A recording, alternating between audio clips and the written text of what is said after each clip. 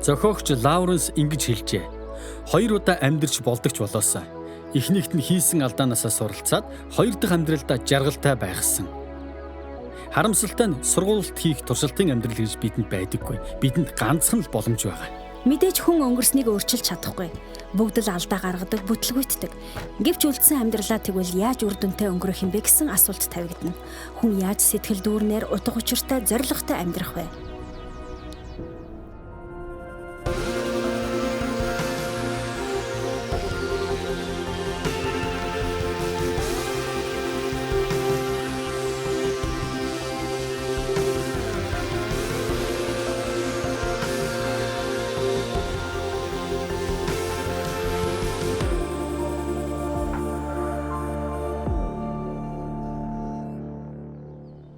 Илч Паул ингэж бичжээ. Иймд ах トゥ нараа Бурхны өрөвч сэтгэлээр та нараас хичээнгүлийн хүсэй буюу Бурхнаас ирдэг эрх чөлөө амьдралыг бидний төлөө хийсэн зүйлийг нь бодож өөрсдийн биеийг Бурханд тааламжтай амьд ариун тахил болгож өрг.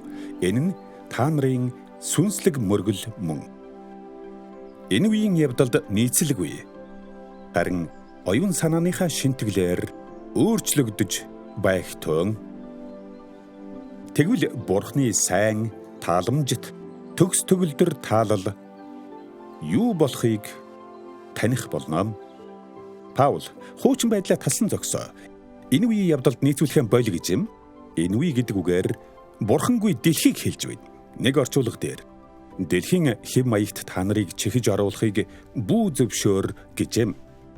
Өөрөөр хэлбэл тэднээс өөр байхаар зүрхэл. Бусдад нийцүүлэх дарамтанд би ордоггүй.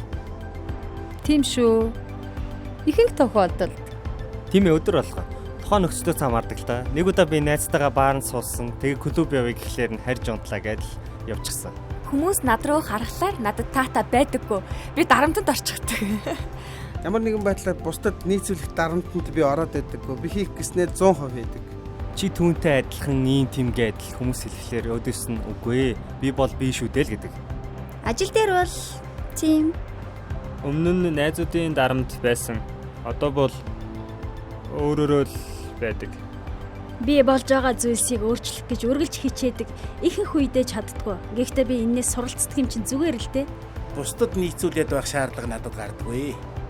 Би онцгойрох дургүй. Дунд нь ороод явж яадаг.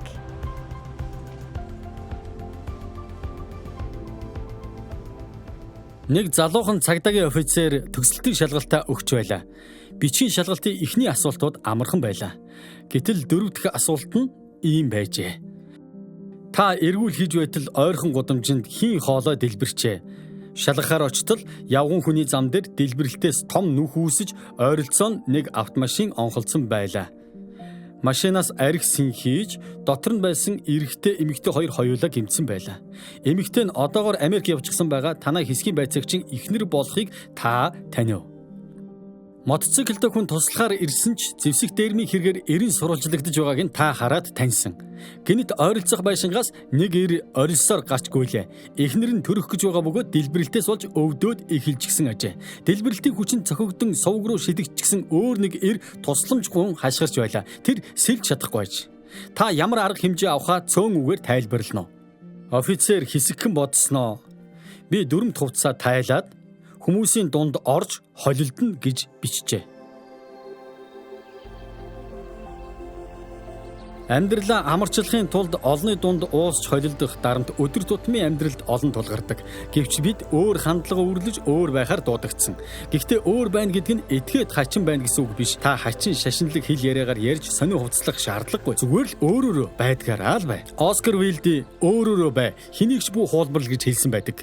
Есүс бол жинхнээсээ эрүүл сарвал хэвийн бөгөөд өв тэгш хүм байлаа. Паул энэ үеийн явдалд бүү нийцүүл гэсэн өнгөрснөөсөө сал гэсэн үг юм. Үүнийг маш тодорхой хий. Ингэх хаваас эрх чөлөөг олно. Заримдаа бид өөрчлөлтөөс айдаг юм шиг надад санагддаг. Та найзаас гэр бүлийнхээ гишүүнээс өөрчлөлт хараад л альфад ирсэн байх.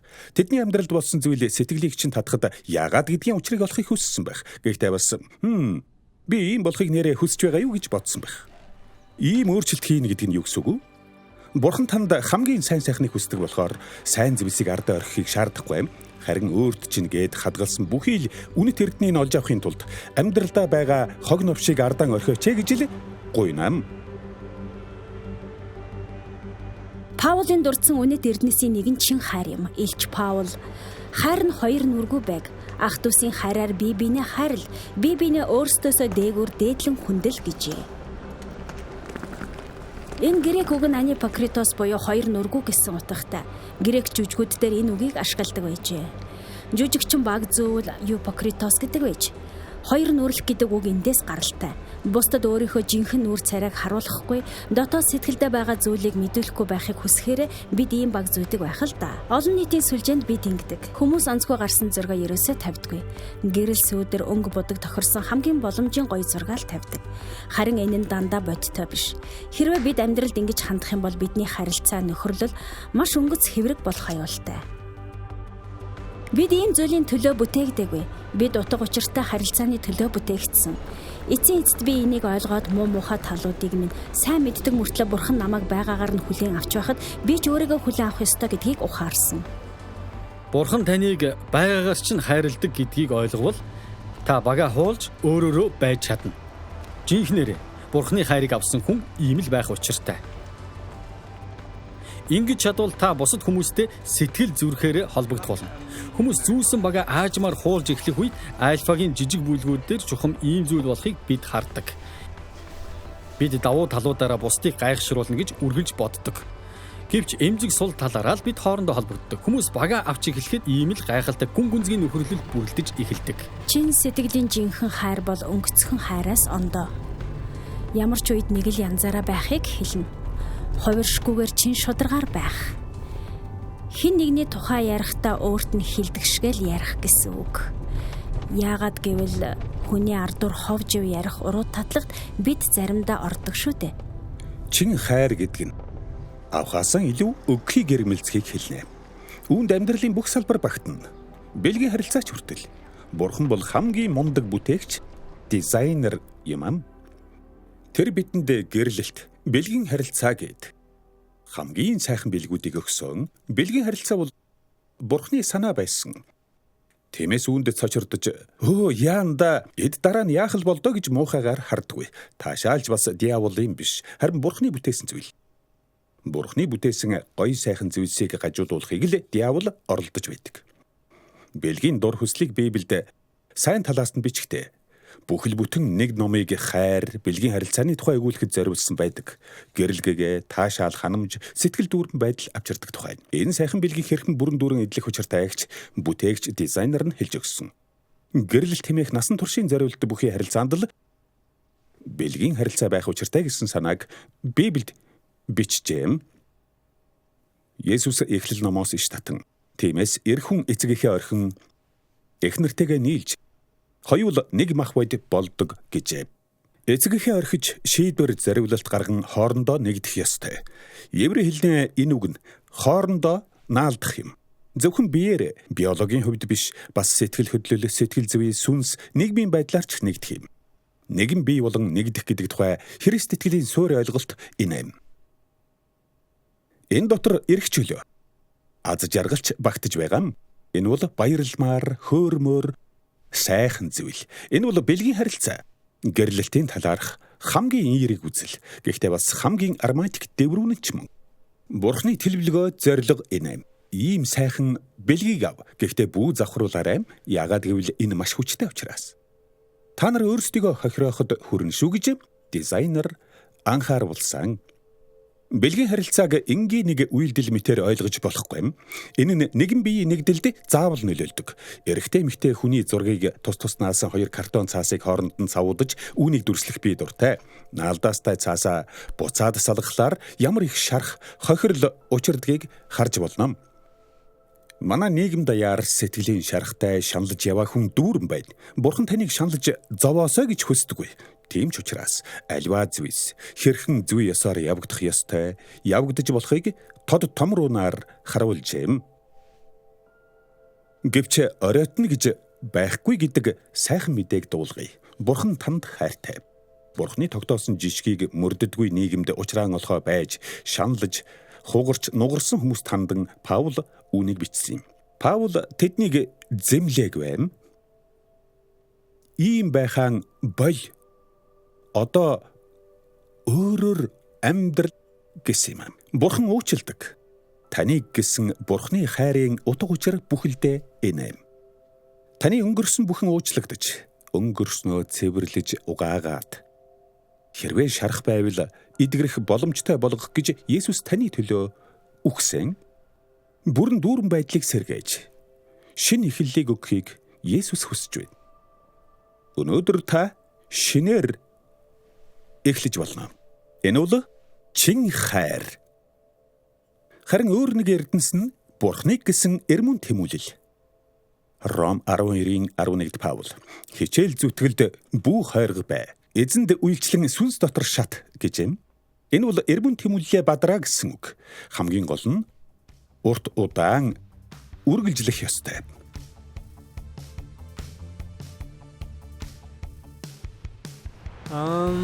Нийгэмдээ хувь нэмрээ оруулах юм уу? Үхснийхээ дараа хүмүүс дурсагдахыг их хүсдэг дээ. Би дуучин болмоор байна. Сайхан ихнэр мундаг хүүхдүүдтэйгээ хамт давлгаа барих. Өөрийн бизнестэй болох, залуудаа их мөнгөтэй болох. Эрүүл амьдралын хэв маягтай эрүүл амьдрах тийм ээ. Гэр бүлтэй болох. Гэр бүлийнхэндээ л тусламар байна. Их мөнгө олоод тэднийг сайхан газар амьдруулах. Би баян болмоор байна. Тэгээд дандаа хайрлуулад ийм л юм өрөддөг. Би харамсах юмгүй амьдрмаар байна. Амьдралын зорилгоо мэдэх. Шүн 50 сайхан унтах. Хүн бүр бие биендээ тусалдаг байгаасаа. Амьдралыг амтлаад л өхөндөө. Жаргалтай л байвал боллоо. Төрүүчийн уулзалтын төгсгөлд ариун сүнсээрээ дүүргэж гэж Бурханаас гуйн залбирах боломж гарах үед та залбирсан эсхийг би мэдэхгүй. Хэрвээ залбирсан бол Бурханы гайхалтайгаар мэдэрсэн байхаа. Ариун сүнс таны зүрх сэтгэлд хүчтэйгээр хүрч сэтгэлийг чинь хөдөлгсөн байх. Дэндүү гайхалтай санагдсан байж магадгүй. Эсвэл сэтгэл гонсоосон ч байж мэднэ. Би мундаг гайхамшигтай зүйл мэдэрнэ гэж бодож байтал ямар ч юм мэдрэгдээгүй гэж та хэлж байж магадгүй. Эсвэл хэцүү л байсандаа гэх юм уу, ерөөсөө амархан санагдаагүй гэж байж магадгүй. Зүгтаамаар санагдсан, зугцсан ч байж болох юм. Нэг талаас сэтгэлийн мэдрэмж гэдэг хэлбэлцдэг учраас тийм ч чухал биш л дээ. Нэг өдөр бүх юм болж бүтээд сайхан байтал маргааш нь бүх юм аимшигтай хэцүү санагдахгүй байдаг. Тийм ээ, 7 хоногийн амралтын өдрүүдийг гайхалтай өнгөрөөгд нэгдхийн өглөөс ирсэн чинь сэтгэл санаа авах юмгүй байгаа бол тэгэхэд юу ч болоогүй гэсэн үг үү? Тийм биш ээ. Харин та ядарсан л байх. Хамгийн гол зүйл бол таны Бурхантай харилцах цаашдын харилцаа юм.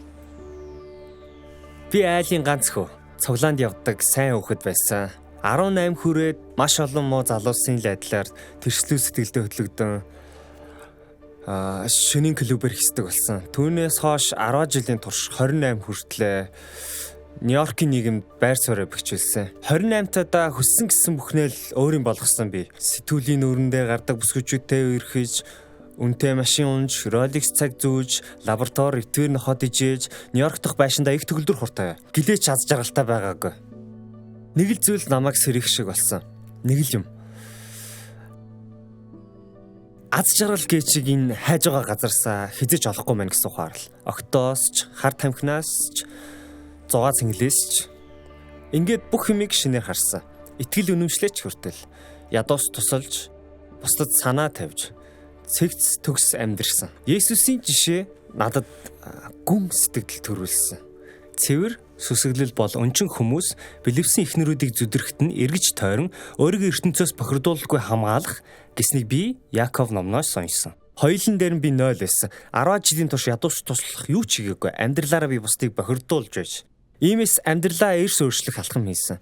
Бүх хэд хөрөнгө хөдөлсөн. Тэгээд баруун Африкт усан онгоцон дээр томоохон эмнэлгийн үйл ажиллагаа явуулдаг сайн дурын эмчнэрийн хүмүүнлэгийн багт орж фото мэдээний сэтгүүлч болсон.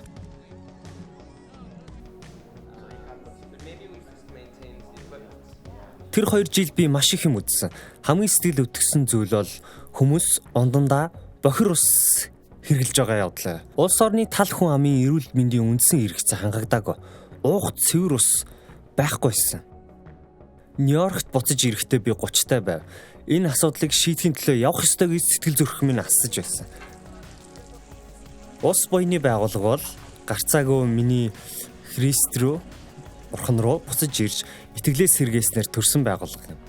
Үзэл санаа ч гэсэн Бурханы сэтгэл зүрхтэй маш ойрхон юм шүү дээ. Хүн бүрд цэвэр ус хүртээмжтэй дэлхийн ертөнцийг бий болгох нь Бурханы эцгийн сэтгэл зүрхний хүслийн дагах үйлс гэж би итгэдэг. Хийж байгаа ажлаараа үүнийг гүйцэтгүүлэх нь үнэхээр гайхалтай. Өнгөрсөн 9 жилийн хугацаанд бид бараг 200 сая доллар босгож чадсан. Дэлхийд даяар 5.5 сая хүнд цэвэр усны их усүртэй болоход нь тусалсан. Бид өчүүхэн жолтгой ахиц гаргасан. Хамгийн чухал нь ундны усгүй байсан хүний тоо 1 тэрбумаас 660 сая хүртлээр буурсан явдал. Одоо эргээд харахаар байна шүү дээ, тэ. Хийж байгаа ажлаараа дамжуулж Бурханд үйлчлэх гэдэг санаа миний амьдралыг оронгоор нь өөрчилсөн гэж би боддог. Та ч гэсэн ийм зүйл хийж чадна. Та банкир байна уу, цэцэгчин байна уу, ялгаагүй. Ажил төрөл дээрээ үйлчлүүлэгч нартайгаа харилцахдаа, багийнхныгаа удирдахдаа, бусдад дэмжлэг үзүүлэхдээ Бурханы хаанчлалын үнэт зүйлсийг хэрэгжүүлэх боломжтой.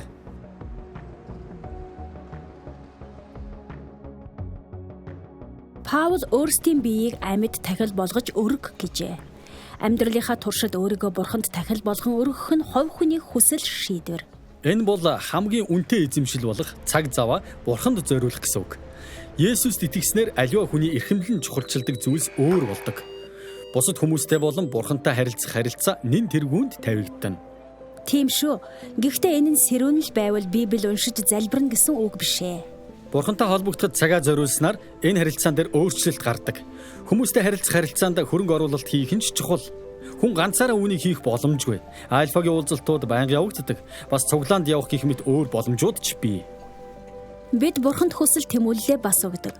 Христэд итгэгч хүн зориг тэмүүлэлтэй байх ёстой юу? Есүс тийм гэж хариулсан. Гагцхүү эхлээд Бурханы хаанчлал ба зөвхт байдлыг хайхтун. Тэгвэл энэ бүхнийг та нарт нэмж өгөх болно гэж тэр тушаасан. Өөрөөр хэлбэл бид хоёрдугаарт тавигдах зүйлсийг гол зорилгоо болгож болохгүй. Тийм ээ, зарим хүн мөнгийг нэг тавьдаг. Тэгвэл энэ дэлхий дээр амьдрах хугацаа чинь дуусахад та маш их мөнгө хуримтлуулад Тэнгэрт Бурханы өмнө очлоо гэж бодъё. Амьдралдаа чи юу хийв гэж тэр асуулаа. Би маш их мөнгө хураалаа гэж та хариулна. Оо, ямар сайн юм бэ? Энд ёстой хэрэгтэй юм байна. Монопол тоглох уу гэж Бурхан хэлэх үү? Мэдээж хоёр дахь зорилгоо болгоход энэ сайн юм. Ядуус тусалж, өвчин зовлон арилгаж, энэ дэлхийн ертөнцийг өөрчлөхийн тулд би маш их мөнгө олохыг хүсэж байна гэвэл ухаалаг, мундаг зорилго ирмэлзэл байна. Гэвч үүнийг нэн тэргүүний зорилгоо болгож болохгүй. Өгөөмөр бай. Ингэснээр бид маш их зүйлээс чөлөөлөгддөг. Бид Бурханд цаг зав, мөнгө, хөрөнгө, ирмэлзэл, тэмүүлэл үг яриагаа ч өргөдөг. Бид үгээрээ хүнийг унгаж чадна. Гэхдээ хүмүүсийг өрөөж ч бас болно. Энэнд ямар ч өртөг төлөөс шаардахгүй. Гэвч хүний амьдрал өөрчлөгдөхөд энэ нь нөлөөлдөг. Бид хүмүүсийг үгээрээ унгаж байна уу, урамшуулдаггүй. Бид нүдэрээ, чихээрээ биднийг барьж босгох зүйлийг харж сонсдоггүй. Юм авах гэж гараа сарвайдаггүй, бусдад үйлчилдэггүй. Энийг хийвэл эрх чөлөөгөө алдах юм шиг бодогддог ч энэ бол эрх чөлөөнд хүрэх зам. Уруу хамаарал байгаа биз? Гэгэн Агустин Бурханд үйлчлэнэ гэдэг нь төгс эрх чөлөө гэж хэлжээ. Бурханд үйлчлэх тусмаа эрх чөлөөг мэдэрч байгаагаа би анзаарсан. Гэхдээ өөрсдийн биеийг амьд тахил болгож өргөхөд өртөг бас шаардагдана. Есүс хүмүүсийн амьдралыг амар хялбар болгох гэж ирээгүй. Харин хүмүүсийг агуу болгохоор ирсэн. Ингийн тулд сорилго бэрхшээлийг даван туулах хэрэгтэй. Амьдралдаа байгаа хог новшноос салахад хэцүү. Хог новш бол хог новш. Гэтэл бид дэндүү дасчихсан тул заримдаа үүнээс салахад бэрх байдаг. Энэ л өнөө өртөг золиос юм. Дайсгансан орчинд ч хүртэл түүний тугийг мандуулах сэтгэл өвөрлөхөд өртөг золиос шаардагдана. Ингээд нэгд өдрийн өглөө боллоо. Та ажилд очлоо. Ажлынхан чинь тойроод зогсчихсон. Та ус авах гэж байна. Нэг нь тань руу ирсэн юм. Өө, сайн байна уу? Амралтын өдрөө сайхан өнгөрөөв үү? Та сайхан өнгөрөөлөө. Баярлаа. Оо, тийм үү? Тэгэд юу хийвдээ? Би хөдөө явсан. Тийм үү? Хаашаа яв? Чичестрийн тийшээ явсан. Чичестрэ? Би тэмхийг мэдэн штэ. Яг хаан очсон юм? Браклешин Б гэдэг газар. Браклешин Б юу? Би Браклешин Б мэдэн штэ. Аав ээж хоёр маань тэр хавьд амьдардаг юм. Браклешин Б-гийн хаан очив. Бид нар Бид нар вэ шүү. Энэ Ричардсонс гэдэг газар байсан. Энэ бол энэ шүү дээ, тэ? Амралтын газар л да. Амралтын өдрөөр чи Ричардсонсын амралтын газар очсон гинэ. Тэнд очоод юу хийдэг байна? Аха, би сургалтын суусан.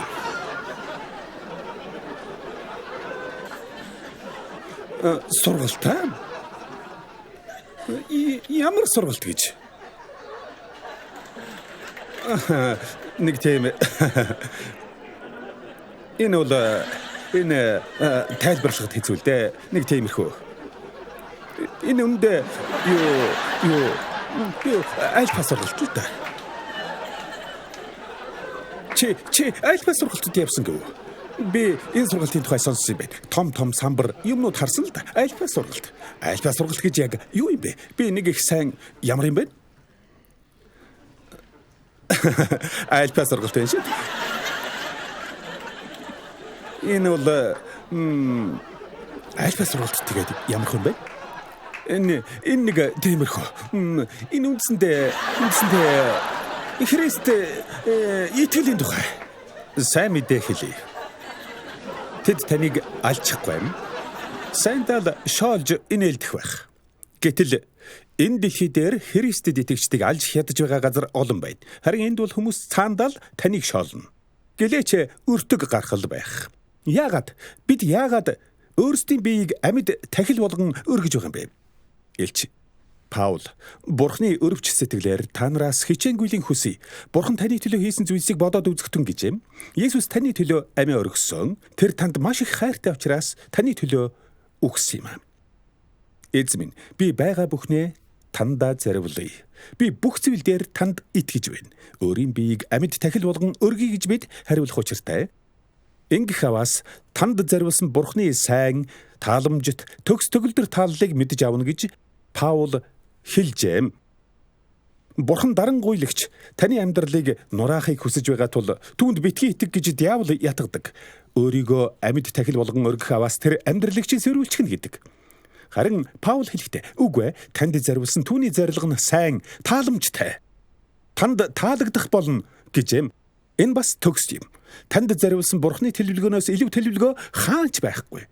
Би тэднийг амьтай, бялхсан амьтай байлгахын тулд ирсэн билээ гэж Есүс айлдсан юм ам. Бид өөрсдийгөө амьд тахил болгон өргөснөөр Бурхны сайн, тааламжит, төгс төлөвлөгөөг мэдэж авдаг. Бид бялхсан амийг олж авдаг. Бялхам дүүрэн утга учиртай амьдрал. Есүсийг дагах харамсах юмгүй амьдрал. Би буруу хүмүүстэй нийлсэн юм. Тэгээд машин хулгайлж айл ухдаг боллоо. Би бас миний найзуудад зартаа хулгайч гэж тооцогдож байсан. Би ташаанда том жижиг олон худаг зүүж явдаг байсан. Бас хутгаа суглаал бол дөрдөг хүн байлаа л да. Сүүлд нэг хүний толгоор хутгалсан, бас өөр нэг хүний хутгалаад үсрэхийн онолгүй мөрний тэрүүгээр яг игэмнийхэн доогуур нэвт гаргаж нөгөө хүн шууд л газар унсан байгаа. Ингээд 2 удаа хүн алхаар завдсан хэрэгээр цагдаад хөөгдөж байлаа. Тэгэл би шоронд ороод дэглэмийн үзэн ядаж байлаа. Юу ихэ байнга заалгаж харгалзагч нарынхаа хараа хяналтыг төсвөрлөхөд бэрхтээ байсан. Нарлаж байхдаа би шоронгийн харгалзагч хутгалчихсан юм. Үүнээс болж бүр чанд хамгаалалтаа шоронд хүртэл орсон. CSC буюу чанд хяналтаа шоронд орлоо. Тэнд хаалганы нөхөр хоол өгдөг болсон. Биеэр хөрөлцөхгүй тулд харгалзагч нартай хамгаалтын иж бүрэн өмсгөл бамбаатай байдаг. Би маш удаа ингэж амьдэрсэн. Ер нь бол би шоронгоос шорон дамжиж байсан юм. Сүүлд нь Worcestershire-ийн Long Lartin-д шилжсэн юм. Тэнд л альфа сургалтанд сууж таарсан да. Энэ талаар би юу ч сонсоогүй, юу ч мэддэг байсан. Тэд намайг явуулсан болохоор нь тэнд орж сууснаа санаж байна. Өөгүй, Христ итгэлийн тухай юм байж тэ гэж бодогдсон. Бид 7 хоног хичээл цууж би дандаа л маргана. Пастор хурц ирснээ. За одоо залбирхаас өмнө би хэдийн ишлэл тайлбарлаж өгье заяа гэснийг санаж байна л да.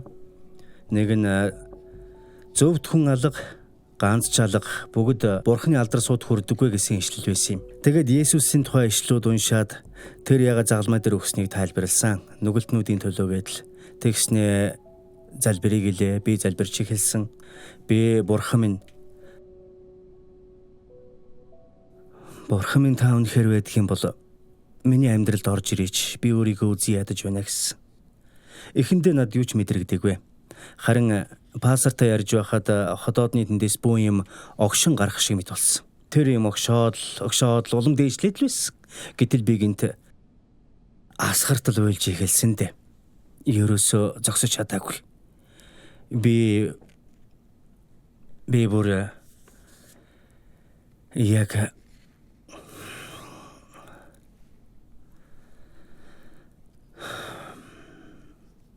яг тэр мөч миний амьдралыг бүхэлд нь өөрчилсөн юм. Бурхан бодтой гэдгийг би таньж мэдсэн.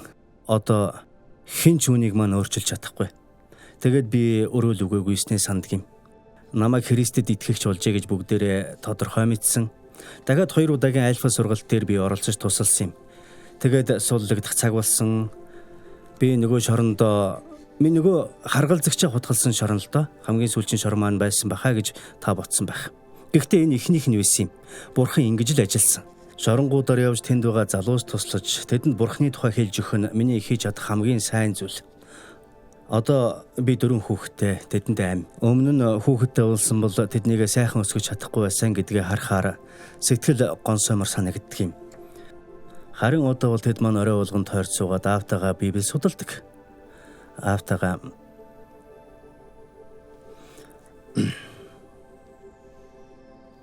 Аавтайгаа хамт Библийг судалдаг. Сайхан амьдрал. Тэд маань үнэхээр сайхан. Миний амьдрал юм. Бурханы над өгсөн нэгүслээс гадна над ирсэн хамгийн сайхан бэлэг бол миний эхнэр хүүхдүүд юм да. Бурханы над өгсөн хамгийн сайхан бэлэг. Би ойлно гэж бодоогүй юм аа. Одоо тааширчлаа.